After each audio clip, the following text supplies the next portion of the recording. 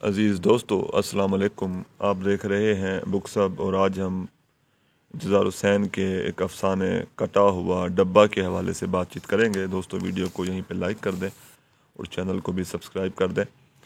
تقسیم کے حوالے سے بہترین افسانہ کٹا ہوا ڈبہ انتظار حسین کے اکثر افسانوں کی بنیاد میں سفر کا پہلو نمایاں ہے۔ وہ سفر کے ذریعے ہجرت کے عمل کو مختلف انداز میں بیان کرتے ہیں۔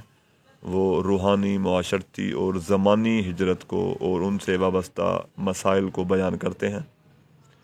انتظار حسین کے اکثر افسانوں میں کسی وسوسے، وہم اور خیال کے بعد ماضی کی یادیں سر اٹھانے لگتی ہیں۔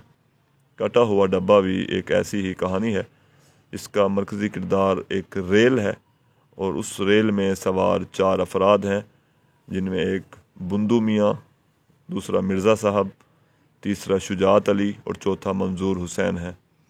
یہ چاروں کردار اپنی اپنی کہانی سناتے ہیں۔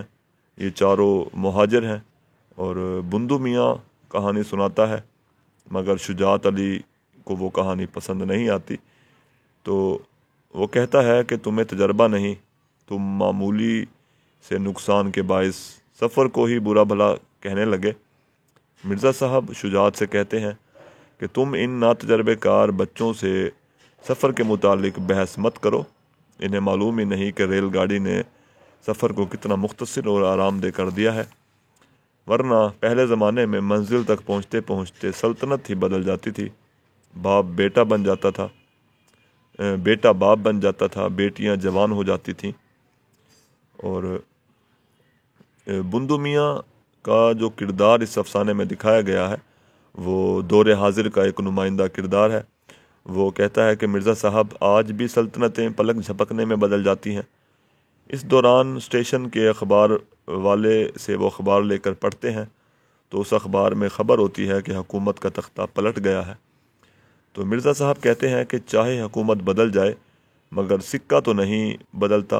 پہلے زمانے میں جو سفر ہوتا تھا اس سفر کے دوران سکہ تک بدل جایا کرتا تھا۔ سفر قیامت خیز ہوتا تھا، سفر میں بڑی مشکلات ہوتی تھیں۔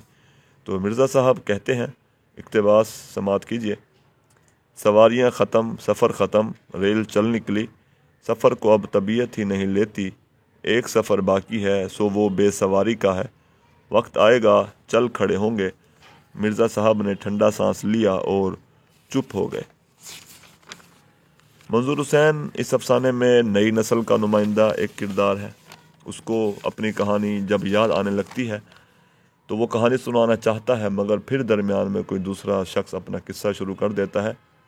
تو منظور حسین جب بھی قصہ سنانے کی کوشش کرتا ہے تو بار بار اسے ٹوک دیا جاتا ہے، اس کی بات کاٹ دی جاتی ہے۔ افسانے کا اسلوب بڑا داستانوی سا ہے اور داستان گوئی کے انداز میں کہانی بیان کی گئی ہے۔ مختلف لوگ قصہ بیان کرتے ہیں۔ ریل جو ہے وہ نئی تہذیب و تمدن کی اور اس کی جو سیٹی ہے، یعنی ریل کی جو سیٹی ہے، وہ قدیم روایات کو الوداع کہنے کی علامت ہے۔ انگریز برصغیر میں جب ریل گاڑی لے کے آئے تو اس ریل گاڑی کے باعث یہاں کی گنگا جمنی تہذیب، پیروں فقیروں کی قبروں اور مزارات کو بڑا نقصان پہنچا۔ چنانچہ ریل جہاں نئی تہذیب کی علامت ہے، وہاں ایک نئے دور، مشینی دور اور فرنگیوں کی غلامی کی بھی علامت ہے۔ تو ریل کی علامت کے ذریعے دراصل وہ نئے دور کے مسائل اور روایات کو سمجھانے کی کوشش کرتے ہیں، اور ریل کی علامت کے ذریعے وہ دراصل ماضی، حال اور مستقبل سے بھی قاری کو روشناس کرانے کی کوشش کرتے ہیں۔ شکریہ۔